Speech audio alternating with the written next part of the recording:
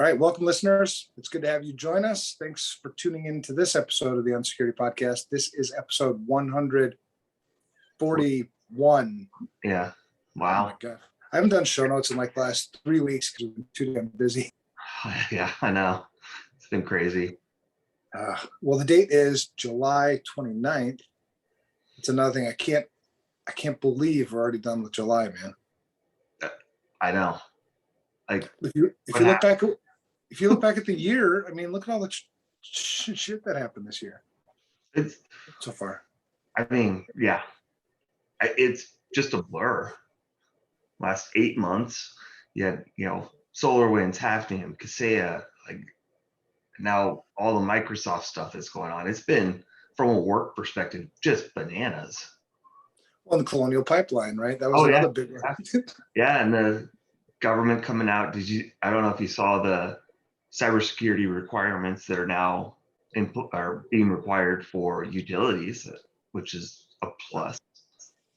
It's a plus, but the one thing that we get wrong, and this will lead to some of what we're going to talk about today, because we've got really two topics today. One is CISOs so often and too often, I think, are set up in a game that they can't win. They just can't win. When you look at it from, an objective perspective, and that's one of the benefits of being, kind of an outsider as a former CISO myself, and virtual CISO many times. You as well. And being a consultant, I'm not in the day to day like a lot of them are, and yeah, it just dawned on me in the last few weeks. Like, I was talking to the CISO in Washington State's CISO, the nod. Unbelievable. I mean, there's not enough good things I could say about him, just in our conversations that we've had, but he's set up to fail. I mean, well, and realistically, it's not just security, it's IT too. Like, if you think about it, like, I know coming up through the ranks, it was always, why isn't it working? What's wrong? Or everything's working. What are you guys doing? Like, it's always a cost center. It's always, well, not always, but vast majority of the time. Yeah, totally, man. And and I know, this isn't news to people that CISOs have a difficult position. But what I'm saying is, I think the new kind of spin on it is you're set up to fail. I mean, it's like, it's a game you cannot win. Well, yeah, it's not a matter of if, it's when. So you're always, it's coming at some point. Well, right. And that's the game. I mean, and that's the game, right? So if we define the game, if my job is to facilitate information security here, right? Or I like to use the simple, and I wish people would take notes on this more, because so far I haven't had anybody disagree necessarily. Simplify the CISO's role, right? Simplify the job. 2 jobs, that's it. You consult the business on information security risks so that they'll make good risk decisions, and then you implement those risk decisions to the best of your ability. That's it. So funny enough, you say that, because yesterday, as a matter of fact, one of our incident response, they had an incident, and the IT and security was like, I need help.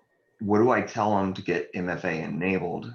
Right, that they finally see, okay, yeah, we should do this. So how do I present that? And basically, I was like, well, what is the organizational risk tolerance? Because without knowing that, I don't know how to approach it. And he was like, basically, like, they were like, eh. And so I was like, okay, here's what I would do. And we talked through all the options about like what they would do. So I said, here's your bare minimum. If nothing else, you have to have MFA on VPN, every external facing application, and all the settings. Yeah. then go present them the three options. That then your recommendations and saying, hey, look, this is best practice. This is what we should be doing. And then give them a heavy-handed one of like absolute lockdown. Right. Make, because at the minimum, you're going to win in terms of, hey, we're going to, eliminate 90% of the risk by doing this external piece. Right. Yeah, maybe you're not internal, but let them make that decision. Give them those options. Right. Let them decide and implement what they are. It's not your responsibility. And the guy, you could just, I mean, it wasn't video, but I could see the like realization, that light bulb over the phone, like in his voice. Like, Right. oh, wait, I don't have to. Oh, I was like, Well, yeah, see, and so that's the game, right? So the game is and the ultimate game is risk management, right. right? That is the game. So then within that realm of risk management, obviously I need to assess risk. I need to make or facilitate these good risk decisions. So there's the game itself, which is risk management, and then there's the roles of the people who play the game with you, right? Now, if you're playing the game by yourself as a CISO, forget about it. You can't win that game because you're playing roles that you're not supposed to play, and or you're playing roles that are just missing, right? There's nobody there to play the game with you. Yeah. And so if you look at and this dawned on me in numerous conversations this week. So I'm just using the one conversation with, the state of Washington. But I mean, I could use the same thing with the state of New Jersey, who has and both of these guys, what I don't want anybody to ever think is that these are not good, highly skilled CISOs that are in the right position. They're the right people for the job. They're amazing people. I would never take their job because I don't like to lose. They take the job because they're amazing public servants. And I'd actually asked Vinod that. He's running at 40% capacity right now. That's his staffing level. He's fighting battles, not really fighting battles, but trying to do, all the security stuff. When you look at all the things in a state that you need to secure, some states are different than other states. I mean, I'm with you. That hats off to those guys because. Yeah. When I asked him straight out, I'm like, Vinod, why are you doing this, man? You can't win this game. And he's like, because I'm a public servant. I'm like, oh man, you're the kind of CISO that I would work for. You are, and Mike Garrity out in New Jersey. But I think the thing that we can do to help is a couple of things. So if the game is risk management, and my job is to make risk recommendations, right? Give the people who are responsible for making the risk decisions good information so they can make good risk decisions. That's job one. Yep. And then job two is to implement those risk decisions to the best of my ability. The problem is take our backyard. I know our state probably better than any other because it's my backyard. So there are 80, 90 different government agencies. You have 87 counties. Not that you're responsible for securing the 87 counties, but they are within the state. Yeah. And there is such a close integration. Yeah, it impacts, right? It's the same as a business unit. Right. Realistically. And then you've got state, and then you got cities and municipalities. Mm-hmm. And then you got departments within all these things, right? So you sit up here as the CISO for the state, and you've got you can't, and it's not a staffing issue. What I think it is it's a distributed accountability issue. Well, yeah, it's that, I think, roles of responsibilities and understanding who and where and what, and that's not well defined. No. And that's not just a state or public issue either by any means. No, and the reason why I'm bringing that up is because that's where I've been working so much in the last 6 months is figuring out these issues with state and local government. Well, it's also easy for everyone to understand, right? It's a concept that I think everybody gets versus when you get the private sector, it can get a little bit more muddied in terms of terminology and phrasing and all that. So it's a good example. Yeah. Well, and I brought this up. So I had a discussion earlier this week. I think it was Tuesday, maybe, with Tony Sager. He's senior vice president, chief evangelist, whatever, at CIS. Mm-hmm. And so we're talking about, just things that we can do better together. CIS is in it for the right reasons. They're trying to help as well. They run the MSI SACs and all this other stuff. And we were talking about this very same thing. I think he's only working with 2 states right now. So I think, we've been working with a little bit more states from different angles. But I was telling him how this distributed accountability, and that was distributed accountability came from a discussion I had with Jim O'Connor at Cargill. I was like, what's your biggest challenge? You sit in this kind of the pinnacle of CISO jobs, right? Yeah. Almost. What's your biggest challenge? And he said accountability. And so then we got to thinking, and then we whiteboarded for a long time and then came out with this construct of distributed accountability. And I think, this is how it works. And this is how we need to deploy it, because you can't possibly secure Cargill, without it. Right. Something like this. People have to play their roles. And so I took that, security is security. I think we get ourselves wrapped around the axle so much. Like security at home is the same as security in Cargill. It's just on a different scale with a lot of more stuff to it.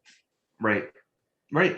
Well, I mean, kind of a good segue there is I did a webinar yesterday on old school and why it still works, like the fundamentals. And it's the same thing. Like I even said it on this is nothing new. You have to have asset management. You have to have good backups and a good process for it. You have to have a good incident response plan and test it. And then, one of the questions was, well, what do you think machine learning and AI will do for those fundamentals? I was like, will it make life easier in terms of parsing logs and those types of things? Yeah, most likely. I mean, it can do it much faster than humans, but at the end of the day, it was still programmed by a person. There's going to be a bias, like we've talked about. There's going to be bugs. We see that. So if you're thinking, hey, I'm going to put in machine learning and AI and problem solved, you are sorely mistaken. Right. And I wish people would listen more, because you'd find yourself in a much better position right now had you been listening. I mean, the sooner you start to listen, the sooner you start to do these things, the fundamentals, the better off your life is going to be sooner. And think about your successor, the person who comes into the position after you, the better off their job, their life is going to be. Right. And we get wrapped. And so even beyond, and that's one of the things that really, the traditional approach to information security was you had kind of an autocratic approach, right? You had a CISO who would say, these are the rules for the company, right? And thou shalt, whatever, and what have you. Ugh. Right? And so instead, the right way to do it is distribute accountability and autonomy, right? So, and it's funny how all these discussions sort of come together. Like I had a discussion with Cornell University on, I think, Tuesday as well. And, I'm like, help me understand how Cornell works. I'm not going to give you any advice on how to make things better, because I don't even know really how you do stuff. So isn't it funny how companies, and not to derail you, but how many companies go, how do I do this? And you're like, I don't know. Right. It depends.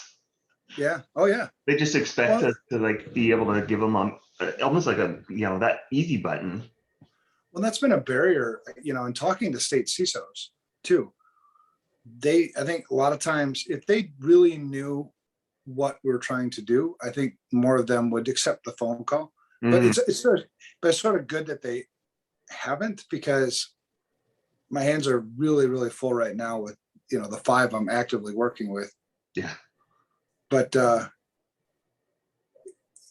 when they realize that I'm not trying to sell you anything. I'm trying to solve a problem. Like in Washington, you have 40% capacity. You're trying to do the impossible.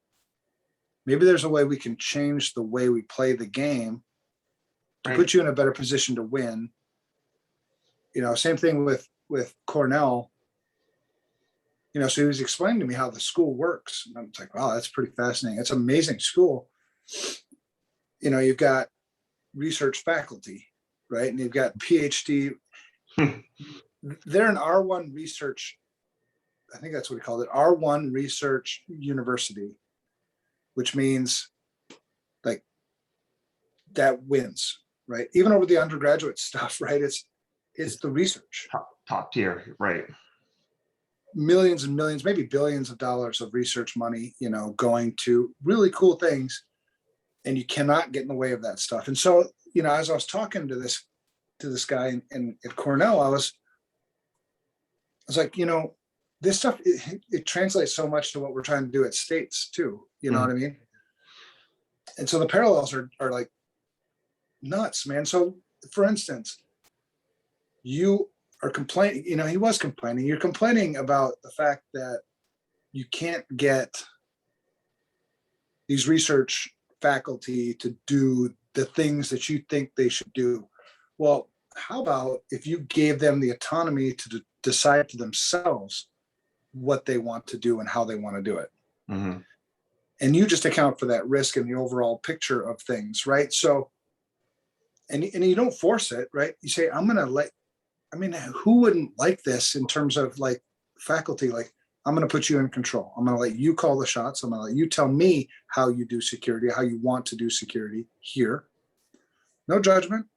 We're going to risk rate it, and we'll put things into context. We'll put, the scoreboard of all whatever. This is where everything scores. Right. And then let the provost or the board of regents or whoever is ultimately responsible, let them ask those questions. Yeah. Well, it's so funny to hear you. It's the same at community college, right? Yeah. And not to I don't want to sound dismissive, but regular colleges and universities, not those top tier only, but it's the exact same thing. And same arguments. And it's always, my advice always is, don't be the no man, right? It's yes, Right. but, and Well, give them the option and let them decide. Even then, I don't even make the decision. I'm not even a yes, but I'm like, here, do an assessment. And the reason why I want you to do this assessment is because it translates into everything else, right? It's the same language. I like that. Rather than you speaking German and me speaking Spanish, let's just speak the same language. You do your assessment, and then you're going to do your own roadmap. I'm not going to tell you what to do. You make your own risk decisions. You're an autonomous piece of this bigger thing. And so at that point, with the CISO is just there as an advisor, right? If they have questions, they can come to them, that type of thing. Job number one, right? My job number one is to give you the best information to make the best risk decisions. And then you will make so many risk decisions that I would disagree with if I were in your same shoes. But that's why I'm a CISO, and that's why you're the department head, or you're the whatever you do. Yeah. Because take this another example. I was talking to somebody. Oh, the same guy, the Cornell guy, who's like SNMP version 2, right? Turning it off on printers and blah blah blah. And I was like, how that affects your part of the world, but you don't know how it affects, because you think printing is like not a big deal because you don't print much. But what about the research people? Yeah. Maybe this is a really, really big deal, and you can't turn off SNMP version 2, and SNMP version 3 isn't available on their printers. So you're breaking. Yeah. It's really interesting. Like, I'm thinking, as you're talking, I'm like thinking back to, all my past experiences, and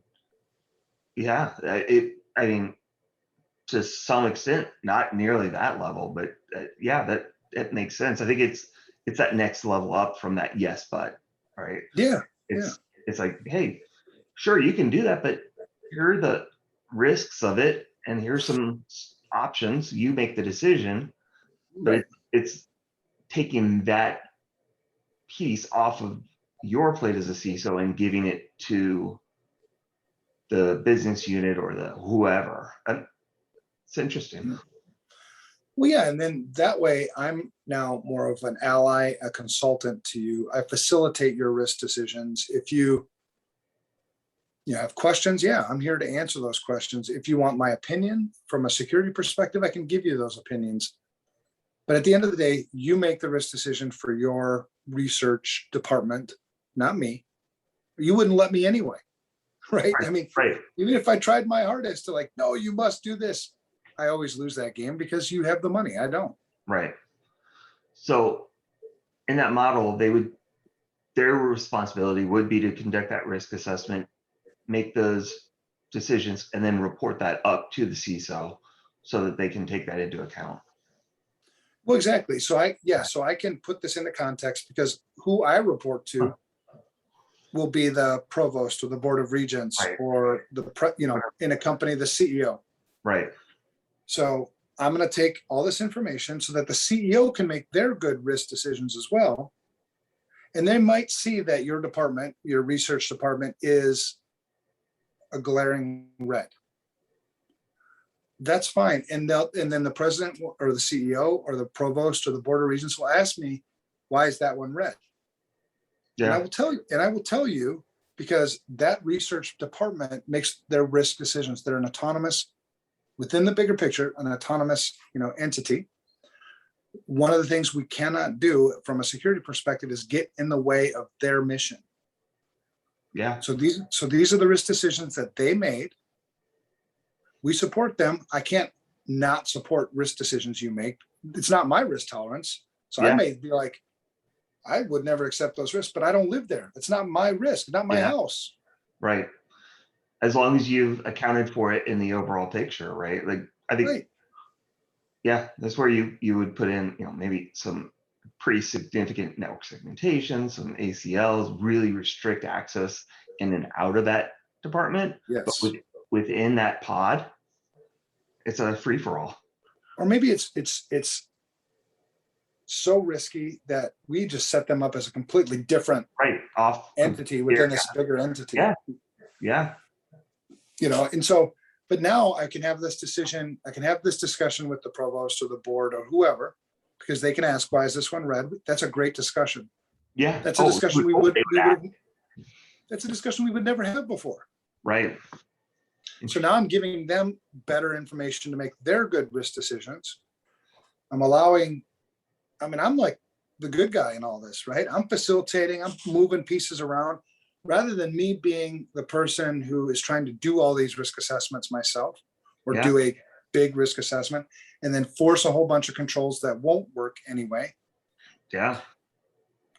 Here I can put controls in place that you said you wanted to have in place. So you're probably less likely to bypass them as well. Yeah. Right. Right. Yeah. So that's what I'm trying to figure out with these guys. Would you set any sort of minimum, like around, hey, you got to have passwords that expire and you can't use shared accounts? Those would you set that, or would you just say, yeah? Because I think what I would wait to do is I would wait to see what risk decisions they're going to make to see if they make those decisions themselves. So, if you have this department and they're like, yeah, we don't even want passwords, blah, blah, blah. That's usually a place where okay, I get it. Life without passwords would be amazing. Trust me. However, these are the reasons why I would suggest that you don't do that. If you're still going to make that risk decision, feel free. What we're probably going to end up doing is locking you out of everything over here. Yeah. But in that conversation with the board and the provost or whoever, I would probably come with a list of, hey, here are 10, 15, 20 controls that I think we should implement university wide, and this is why. But I need your backing. Well, and thinking about it, really, this is fun. hey, you don't want passwords? Great. We know there is software and solutions out there. We see it in healthcare where it's a badge, it's an ID. You swipe it, it's like a USB connector that connects. Mhm. Hey, all right, great. You don't want that? Here's your option. Have passwords or spend the money on this.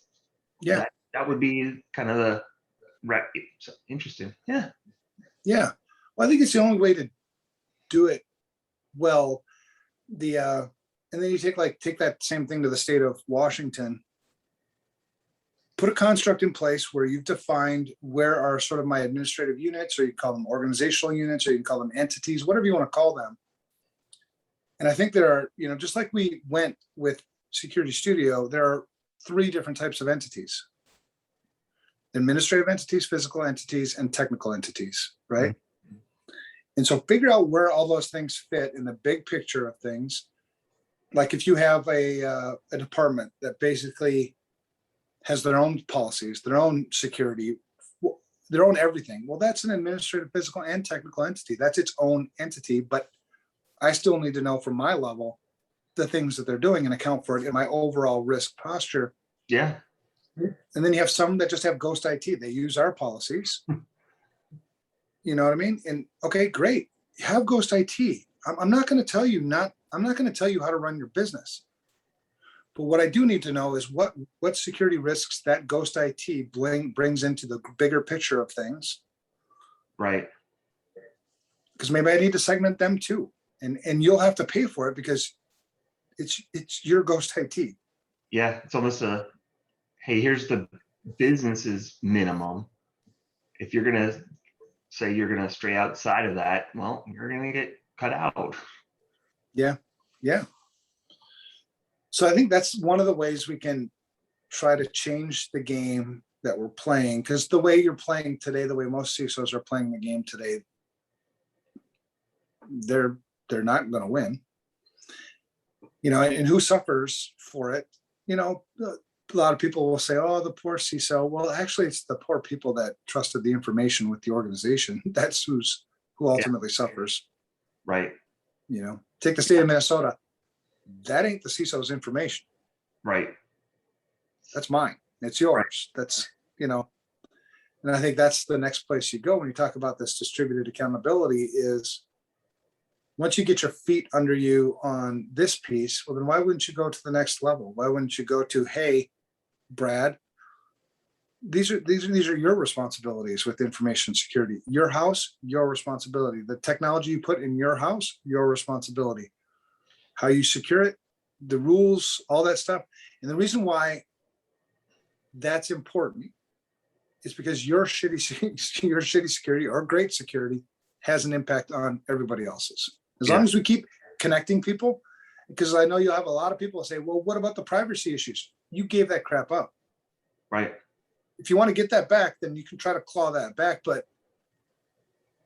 you have no privacy. I don't know why you think you do. Maybe there's some privacy in like the day-to-day things I'm doing on my computer, but in terms of my social security number, in terms of, my identity information, it's gone. So on that, how do you ensure they're even doing what they say they're doing? Would that be part of that job is then to do an annual audit, right? Almost, hey, you say you're doing these things. I need to see that you're doing those things. Yeah, I think there's certain baseline information things that you need to be sure that they actually do what they say they're doing, or they understand what you're asking, right? A lot of times we'll ask them about this or that, and they'll say yes, and it's not an outright lie. They just didn't understand what the hell we were saying. Oh, yeah, that happens. Yeah, so I think asking for that evidence to just validate those things. There are also certain places within bigger entity that are more impactful than others, right? Take like the state of Minnesota, the Department of Revenue is probably a really big, important thing versus the Department of, I don't know, leaf studies or whatever. I don't know what department. Yeah. Yeah. So, I would probably put a little more scrutiny, and even to the point of maybe a third-party validation. But I wouldn't make that call either.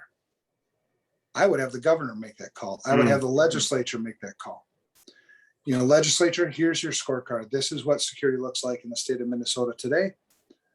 The first time out of the gate, it might be disappointing, but here are the places we're working to try to shore this thing up.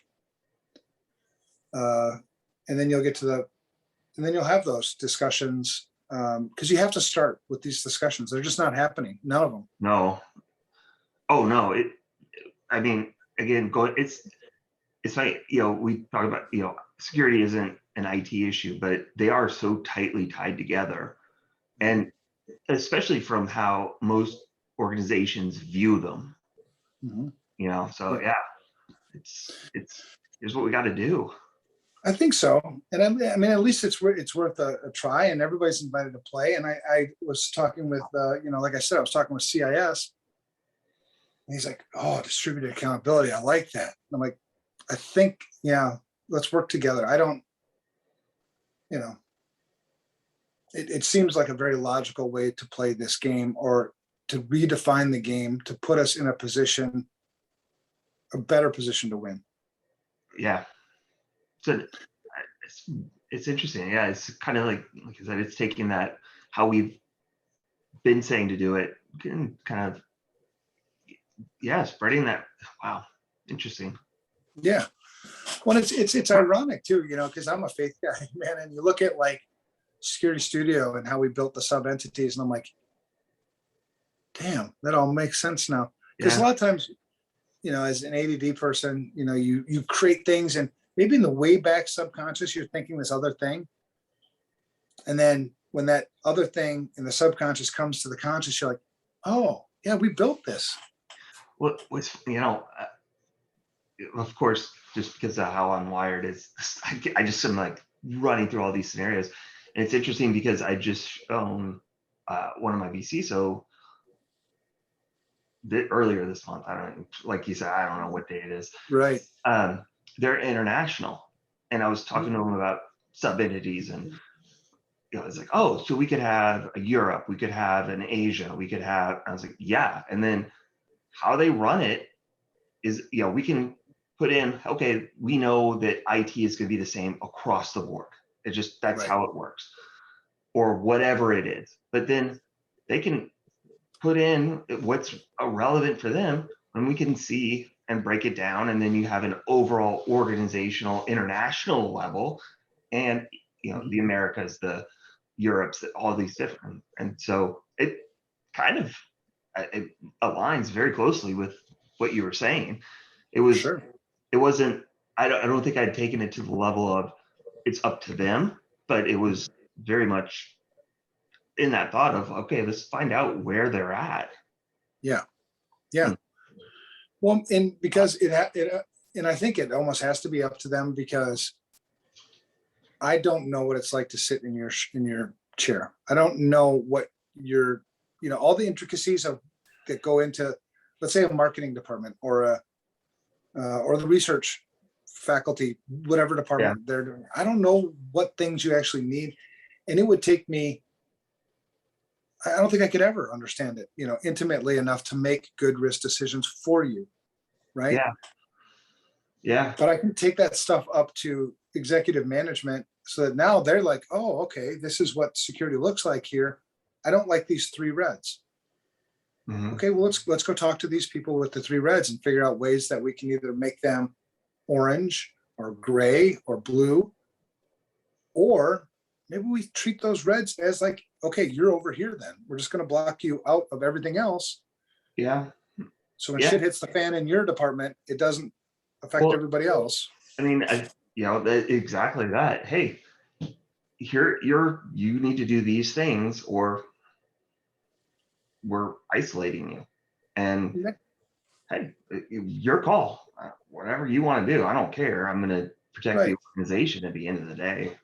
And even isolating you isn't necessarily a bad thing either, right? I mean, you may enjoy being isolated because you get your own playground. You own this domain. That's a good thing to not, maybe we'll get you your own mail server. You get to do your own stuff. Yeah, you're completely segment it on your own. Yeah, interesting. You can have your own IT department. I mean, you can do whatever you want to do.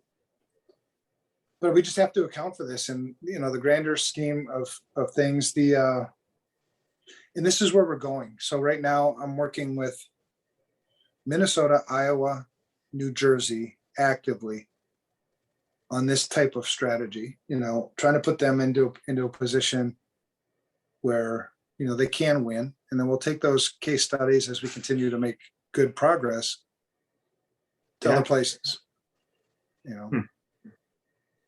I mean, I love the concept. It makes so much sense. Well, it'd be interesting to see how that actually plays out, because it is a fairly fundamental shift in a lot of how majority of people think.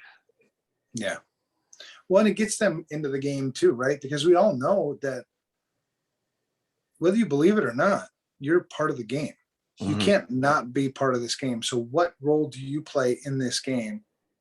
Yeah. And I think we've played the game. We've gone so far down the game without ever defining what the rules for the game actually are. Oh yeah, no, we're definitely. And now we're backing up, going like, oh shit, how do we play this? Right. Yeah, there's a lot of winging it. Right. Making it up as you go. Well, and the sad thing, we've adopted technology way faster than our ability to secure it, and certainly faster than our ability to be responsible with it. Right. Yeah. And people will just continue to be victims until they sort of step up and realize, like, oh shit, okay, these are the consequences potentially of me choosing this over that. And it's a long road to hoe, but the way we do that is, I think, is by empowering them, trying to figure out what language they speak, what motivates them. You take the research facility. What motivates them is their research, not security. They could give two craps about security. Right. Right. So you have to put it into context of like how a lack of security could potentially negatively impact your research. Yeah. Yeah. Hey, you can do those things. It's a similar. I mean, it is similar. Hey, that's fine. That's your decision. Just be aware this could happen. Right. And there will be no, I told you so. There will be no, oh yeah. There will be no, don't come crawling back to me kind of attitude. It'll be, these are good. These are the risk decisions that you made. I support them. Ask me if I agree with them. I'm not in a position to do that. I don't know what it's like to run a research facility, a research department. Right. Like you said, is it something that I would choose? Probably not. But I don't run a research department either, thank God, because I'd suck at that. Yeah. Huh. So we'll keep pushing on that. I think, because I hate seeing CISOs. I hate seeing anybody lose. Right. Especially when you don't even know the game you're playing, and well, so it's like I said, yeah, we're playing this game where there's making up rules as we go, but we don't know what winning looks like, but we sure as hell know what losing is. Like there's no question when you lose, but yeah, you're trying to go upstream like all the time. You don't. Yeah. Interesting. Huh. And I think it would also, solve some of the talent shortage issues, right? So we say talent, we have this talent shortage issue. And I think a lot of times it's because we're trying to do everything for everybody. I'm trying to make your risk decisions for you. I'm trying to implement this new technology, which you may or may not want, which may or may not be effective, which, you know what I mean? It's just all this stuff. And it's like, why don't you get into the game? That's, man, I get it. So going back to the conversation yesterday, it was, the organization was like, meh, until they had this email compromise. And then they're like, yeah, we need to do multi-factor. And okay, great. So, I mean, that's exactly what you're just talking about. Like, okay, oh, you're ready to do this. Awesome. Here are your choices. Right. Yeah. And sometimes, because sometimes they'll bring it up too. They'll be like, well, how come you never told us? It's like, we did. There was this assessment. You made these risk decisions. I was available to coach you on every step of the process. Yeah. You just made a poor decision in this instance. That's not a bad idea. It's not don't beat yourself up and don't beat me up. Yeah. What's our path forward? Well, yeah, everybody, I mean, everybody makes mistakes, right? It happens. Maybe, like you said, you made this decision not understanding what could happen from it. Right. Okay. Well, it how happens. often do we grow through pain? Right. Well, You I know, mean, you learn from your mistakes. It's right. In the long term, it's actually good for you to have a little bit of pain because now you know what it feels like, right? That's good. It's almost like a parent, right? You see your child, you're like, don't ride your bike that way. Don't ride your bike that way. You're gonna crash. It's gonna hurt. They're like, and then they crash and they hurt. And they're like, okay, you're probably not gonna ride your bike that way again, right? That's good. I'm not mad at you, unless it's gonna cost me thousands of dollars in doctor's bills again. But yeah, right. So, all right, well, good. I like that. I like that, you and I, this is the first time we talked about it. And I think, you're somebody that I respect. And so, getting that validation, I think certainly helps. Yeah. And I mean, I'm going to keep pushing this hard. It's definitely in line with how I would approach it. It's a really interesting thing. Yeah, I'm interested to see how if it works, right? I would hope so, but well, and logically, I don't know any other way to make this happen. Well, we can't just keep buying. Something has to change, right? Like you said, we're playing this losing game where we don't know the rules. So, okay, well, let's change how we're doing it. Why keep banging our head against the wall? Exactly. Yep, I'm with it. All right, so the next thing I've got, Apple had an update. You don't use Apple devices. I do. No, I do. I have a iPad. An iPad? Okay. And the kids all have one. Okay. Yeah. So this is a big deal. And it sort of, so I'm weird. I'm a security guy. So I knew that the 14.7.1 was coming out for the iOS and the iPad OS prior to it actually coming out. And so I had actually installed it before my systems prompted me to. There's some serious, there's some serious security patches in this release. If you haven't updated, go update now. If you don't know how to update settings, go to settings, general, security update, tap download and install. Do it. Trust me, you'll be happy you did it. Yeah, I have it. You can set it to automatically update too without asking, if I'm remembering correctly. Sort of, it'll download. It'll still prompt you to like, hey, do you want to update? Yeah. Clearly, I don't use it nearly as much as you do. Right. Well, yeah. So there's two options. I don't know if you'll see it on my phone, but there's download iOS updates and install iOS updates. So you could do both, but you'll still get. Okay. Because I was thinking, I'm pretty sure I set the kids to automatically or do the installs, because why wouldn't you? Like, not that they wouldn't, they just don't know or understand what the risk is.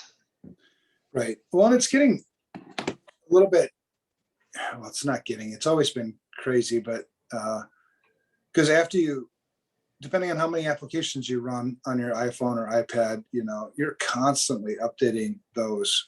Mm-hmm. Oh my gosh, it's every day I've got 20 or some, but I run a lot of stuff. Yeah. I got like 20 updates to apply to various applications every single day.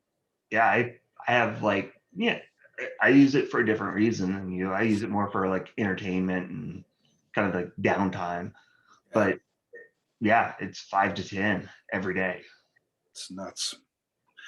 So in that release, so there are release notes like Apple always releases, but there's some of the issues are really, really important including kernel extension stuff, the ability to run code on your iPhone, iPad without any interaction by you at all. Especially that IO mobile frame buffer, which it manages the screen buffer. can execute arbitrary code with kernel privileges, and it's already being exploited. What's interesting, I mean, there's a lot of it in there, and it's all, I will say this, I don't necessarily agree with everything that they do, but No.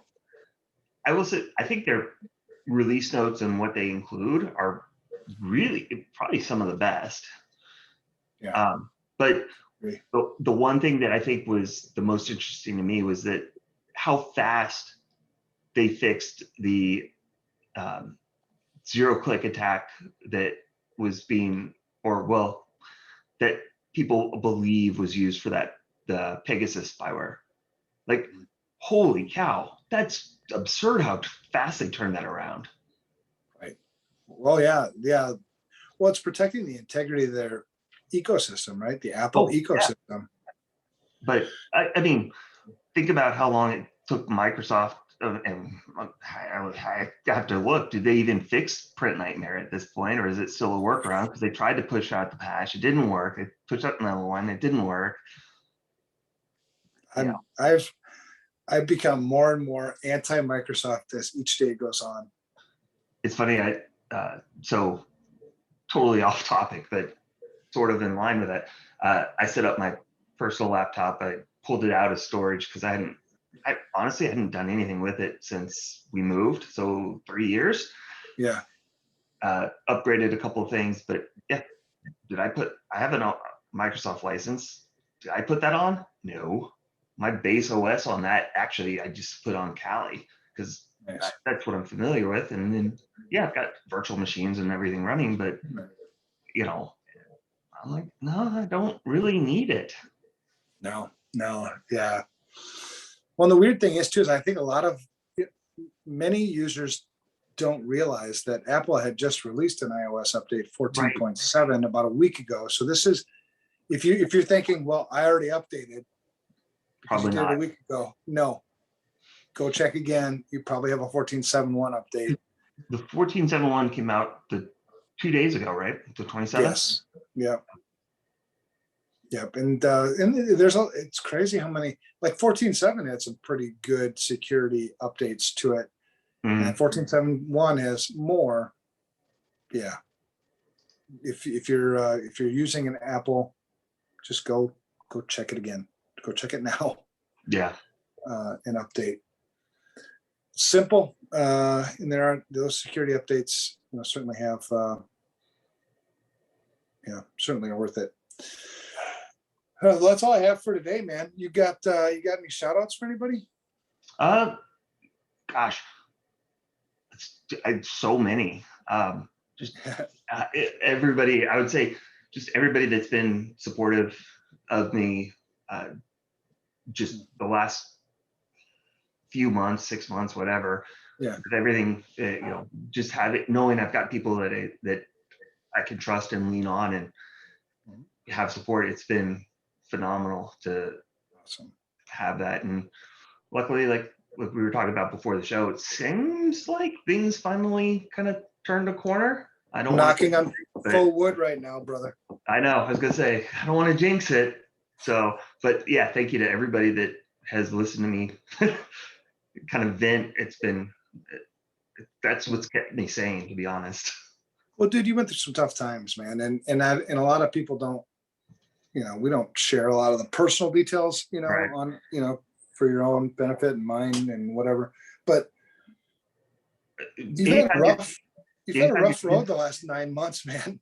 Anytime your kids have significant medical problems, it's tough. And yeah, like we're talking about, and I had the medical issue in November we talked about, and I was, yeah. So luckily, knock on, like you said, fake wood. Yeah. Seems like things are turning the corner, and just thank you to everybody that helped me through it. Yeah, that's cool, man. Yeah, I'll give a shout out to, I don't know, gosh, I hate to do it because he pisses me off so much, but I'm going to give a shout out to Kevin. Yeah, Kevin Orth. He is. I love Kevin. We had an issue that came up, and I'm not going to go into the details. We can talk about it off, but he sent back a response, and I just lost it. I was laughing so hard. It was like, that is so Kevin. Oh, yeah. Yep. Love them or hate them, man. And that's where it is. It's either love or hate. There's some days I just want to, Yeah. and there's some days where I want to give him a big hug. But he does a lot of stuff. He's kind of the glue for a lot of things. So shout out to him. Yeah. All right. Well, hopefully next week we'll be back on track again. Today is Thursday, so we're a couple days late in when we normally record. We'll see if we can get that back on track next week. For those of you who like to do social things on social media, you can reach out to us. I've become less social media because I'm getting really ticked off the drama of everything. Yeah. But you can find me at Evan Francine. You can find Brad at Brad. You can find Brad the Brats. You can find him at Brad Nye. My kids will love that. Yeah, I bet. And you can email the show if you want, unsecurity@protonmail.com. If you know us personally, you can always find us on LinkedIn, and you probably have our email address anyway. So there's that. In the meantime, have a great week. Stay cool. Be safe. Probably want to get vaccinated. Just my advice, but your call.